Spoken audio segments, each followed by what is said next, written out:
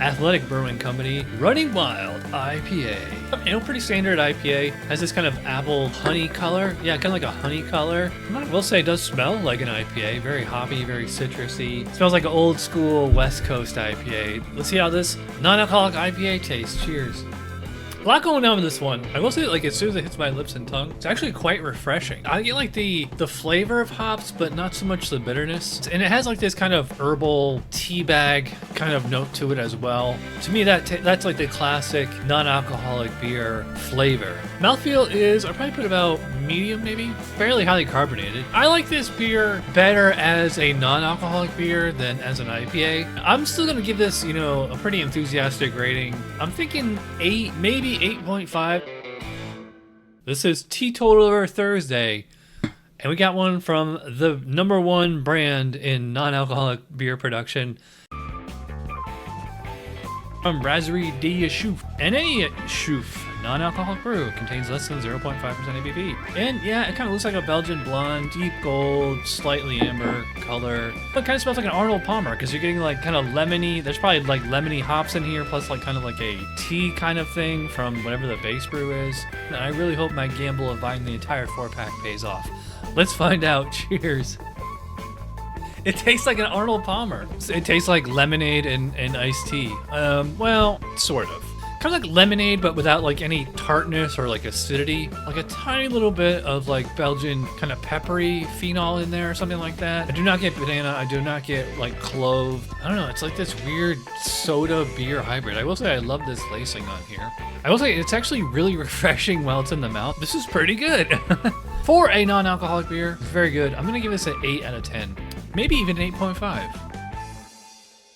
This one I saw on Total Wine the other day, and instead of just buying one bottle, I bought the entire 4-pack. It's like 14 or 15 bucks, not bad. Runner's High Brewing Company, raspberry wheat, naturally crafted. Yeah, like a magenta pink, kind of like a raspberry framboise type beer. It smells not so much like jam, but maybe more like jelly or some kind of raspberry juice. Let's see what the taste is all about. Cheers. Wow, it does taste like a raspberry beer.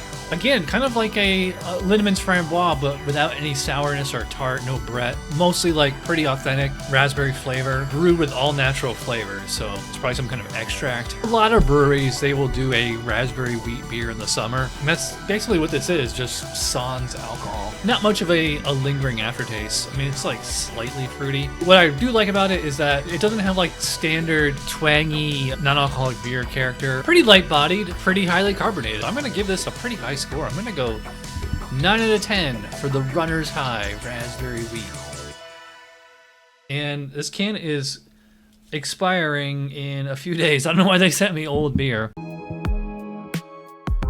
From good old Guinness from Ireland, 0 non-alcoholic draught. Actually, it's pronounced draft. And yeah, that looks like a Guinness, kind of a dark brown coming out of the can. Once it's in the glass, it looks jet black. Got the cascading bubbles, just like regular Guinness. Actually, this smells much more coffee-ish than regular Guinness. Maybe that's how it'll taste. Cheers.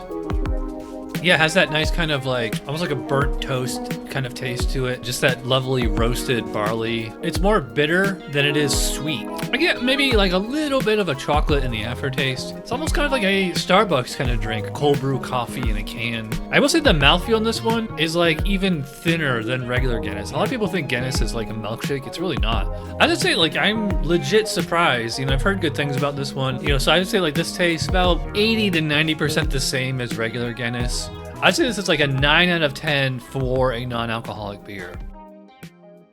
Have the bartender pour it under the bar so nobody sees it, and you just throw back can after can after can, and that way you can still drive home at the end of the night. Sierra Nevada non-alcoholic Trail Pass IPA. Poured it into the IPA glass. What else? Honey, golden, smells like a standard Sierra Nevada IPA or Sierra Nevada Pale Ale. Yeah, I mean, like if I was just going off aroma, I would think I was in for like a full alcoholic beer. But let's see what they can do with a non-alcoholic beer. Cheers.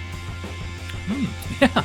tastes almost exactly the same as a regular full alcoholic IPA. It's definitely citrusy, standard classic West Coast. Grapefruit, lemon peel, faint little bit of spice. I'd probably put about medium body, moderate carbonations, fairly crisp. I gotta say, I really like this one because it tastes like actual beer. It does not have that non-alcoholic twang. 10 out of 10 for the Sierra Nevada Trail Pass IPA.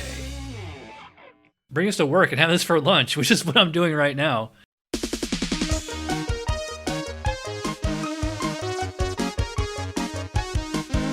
Somebody brewed it, Chad just reviewed it. Thanks for watching Chad's beer review. Trust me, the next episode will be a lot better.